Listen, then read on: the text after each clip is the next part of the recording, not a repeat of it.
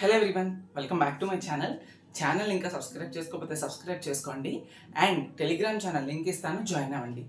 ఎవరికైతే మీరు ఈ పర్టికులర్ వీడియో చూస్తున్నారో, ఎవరికైతే ఈసీఈ స్టూడెంట్స్కి programming in C and MATLAB okay third సెమిస్టర్లో ఉంటుంది ఇది. అండ్ అలానే engineering mathematics 2 okay subject code EC301, subject code EC306. ఈ రెండు సబ్జెక్ట్స్కి మనమైతే ట్యూషన్స్ చెప్పడం జరుగుతుంది. ట్యూషన్స్ మీన్స్ వెబ్సైట్ లింక్ ఇస్తాను. వెబ్సైట్లోనే మీకు ఇంజనీరింగ్ మ్యాథమెటిక్స్ 2కి ప్రోగ్రామింగ్ ఇన్ సి అండ్ మ్యాట్లాబ్కి డీసెంట్ ఫీతోని మీకైతే రికార్డెడ్ వీడియో లెక్చర్స్ ఉంటాయి. అందులో మీకు ఎంతవరకు కావాలో అంతవరకు క్రిస్టల్ క్లియర్గా అర్థమయ్యేటట్టుగా రికార్డెడ్ వీడియోస్ అయితే ఉంటాయి. ఓకే, ఎవరైనా ఎన్రోల్ అవ్వాలనుకుంటే వెబ్సైట్ లింక్లోకి వెళ్ళి అక్కడ కోర్సెస్లోకి వెళ్ళి మీరు ఈ సబ్జెక్ట్కి పేమెంట్ చేసుకొని తీసుకోవచ్చు. ఈ రిలేటెడ్గా మీకు తెలియదు, మేము పేమెంట్ చేయలేము అంటే టెలిగ్రామ్ ఛానల్లో జాయిన్ అయ్యి గ్రూప్ అడ్మిన్కి మెసేజ్ చేయండి. సో నేను మీకు రిప్లై ఇవ్వడం జరుగుతుంది ఎలా ఎన్రోల్ అవ్వాలని. Okay, that's it. సో ఇప్పుడైతే ఎవరైతే diploma C23 third semester ECE students okay ECE okay ECE స్టూడెంట్స్కి నేను సిలబస్ యొక్క బ్రేక్ డౌన్ చేస్తా. సిలబస్ యొక్క బ్రేక్ డౌన్ అంటే ప్రతి పాయింట్ కూడా ఇవ్వడం అని కాదు. మీరు ఎలాగా అంతా చెప్పినా కూడా ఇప్పుడు తీసుకునే స్టేజ్లో లేరు మీన్స్ అంటే చూడరు ఎక్కువసేపు. అందుకనే ఏ సబ్జెక్ట్ ఈజీ, ఏ సబ్జెక్ట్ ఎక్కువ ఫోకస్ పెట్టాలి, ఎంతవరకు చదవాలి అనేది ఇప్పుడు నేను చెప్తాను. ఓకే, క్లియర్ కట్గా చెప్తా, జాగ్రత్తగా వినండి.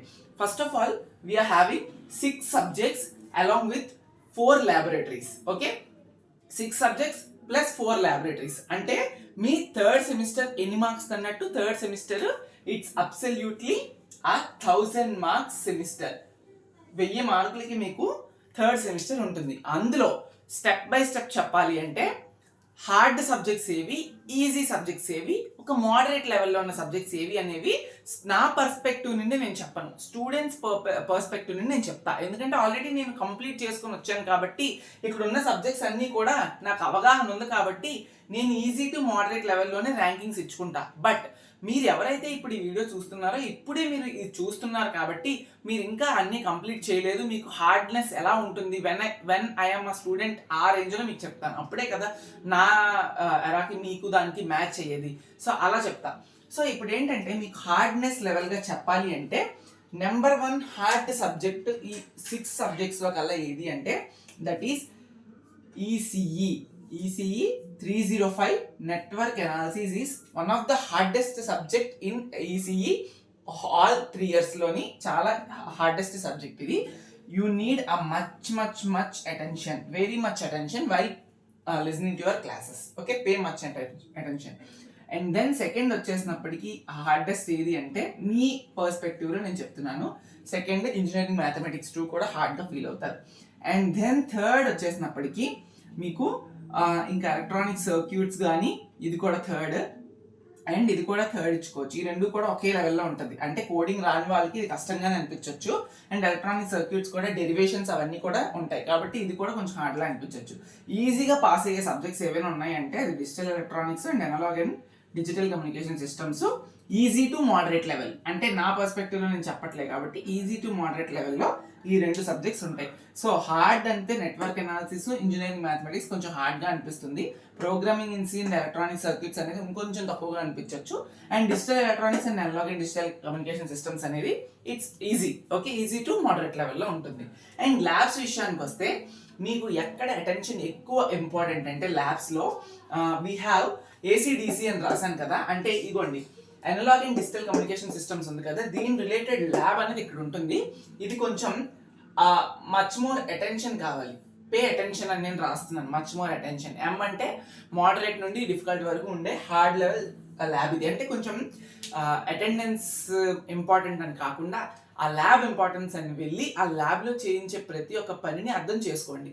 అనలాగ్ అండ్ డిజిటల్ కమ్యూనికేషన్ సిస్టమ్స్కి ఒక కిట్స్ ఉంటాయి, పెద్ద కిట్స్ ఉంటాయి, మాడ్యులేషన్ ఇవి ఉంటాయి, జనరేటర్స్ ఉంటాయి. అవన్నీ కూడా మీకు అర్థం అవ్వాలి. వైరింగ్స్ ఎలా పెడుతున్నాము, ఏం కనెక్షన్స్ చేస్తున్నాము, ఎలా మాడ్యులేషన్ చేస్తున్నాము, ఎలా డిమాడ్యులేషన్ చేస్తున్నాం అని చెప్పి ప్రాసెస్లు మీకు చెప్తారు.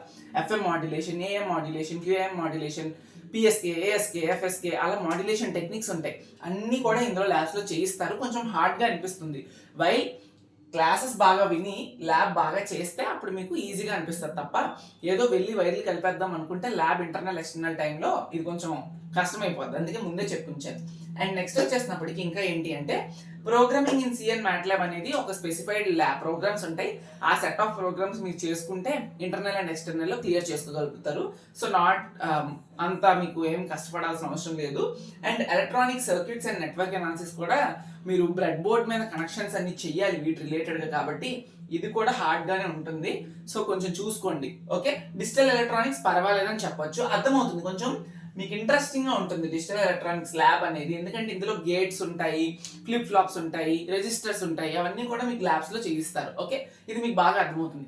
ఇప్పుడు సబ్జెక్ట్స్ విషయానికి వస్తే డిజిటల్ ఎలక్ట్రానిక్స్ లో మనకి ఇక్కడ చూసారు కదా డిజిటల్ ఎలక్ట్రానిక్స్ సబ్జెక్ట్. ఈ డిజిటల్ ఎలక్ట్రానిక్స్ అనేది సిలబస్ పెద్దగానే ఉంటుంది, కాకపోతే ఈజీగానే అర్థమవుతుంది మీకు. ఎక్కువ ఇందులో లాజిక్ గేట్స్, ఓకే, బేసిక్స్ అర్థం చేసుకోవాలి. డిజిటల్ ఎలక్ట్రానిక్స్ లో logic gates, Boolean algebra and అలానే తర్వాత ఇంకా టేబుల్స్, అవన్నీ కూడా వస్తే మీరు నెక్స్ట్ చాప్టర్స్ అనేవి చాలా ఈజీగా అర్థం చేసుకుంటారు. నా ప్యూర్ సజెషన్ ఏంటి అంటే డిజిటల్ ఎలక్ట్రానిక్స్ మీకు మీ ఫ్యాకల్టీ చెప్పేటప్పుడు unit 1 and unit 2 are the basics fundamentals of digital electronics. That will be very helpful for you to clear your digital electronics and that will be very helpful for you to build your logic. Okay, ఎందుకంటే Boolean algebra, logic gates చెప్పేటప్పుడు చాలా అర్థం చేసుకొని వినండి, బట్టి పట్టకండి. ఎందుకంటే electronics students గా డిజిటల్ ఎలక్ట్రానిక్స్ సబ్జెక్ట్ అనేది ఒక కీ రోల్ అని చెప్పొచ్చు, కాబట్టి don't by heart. Next electronic circuits. Okay, electronic circuits 1 అనేది లైక్ కంప్లీట్ గా మీరు ఫస్ట్ ఇయర్ లోని electronic components and devices subject prepare అయి ఉంటారు. సో దాని తర్వాత వచ్చే సబ్జెక్ట్ ఇక్కడ ఇందులో మీకు ఆసిలేటర్స్ అండ్ అలానే నెక్స్ట్ వచ్చేసినప్పటికీ ఫర్దర్ గా ఉంటాయి ఇంకా బయాసింగ్ టెక్నిక్స్.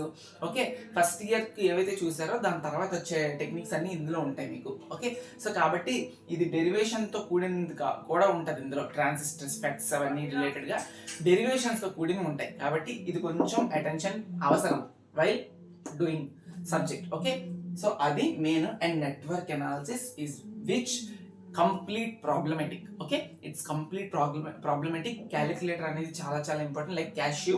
ఓకే, చాలా చాలా ఇంపార్టెంట్. ఇఫ్ అది లేదు అంటే ఈ సబ్జెక్ట్ కి చాలా కష్టమైపోతుంది. ఓకే, అన్నీ కూడా మనకి యాంగిల్స్ లో వస్తాయి. ఓకే, సో ఆ ఫామ్ లో ఉంటాయి, కాబట్టి నెట్వర్క్ అనాలిసిస్ కి calculator, cashew very very very important. And subject అనేది అంత ఈజీగా జరగదు, ప్రతి ఒక్క కాన్సెప్ట్ ని కూడా అర్థం చేసుకోవాలి.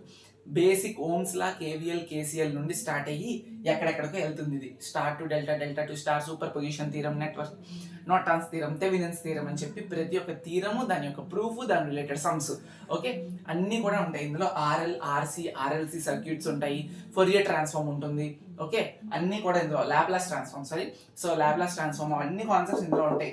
M1 కి నెట్వర్క్ అనాలిసిస్ కి స్మాల్ లింక్ ఉంది.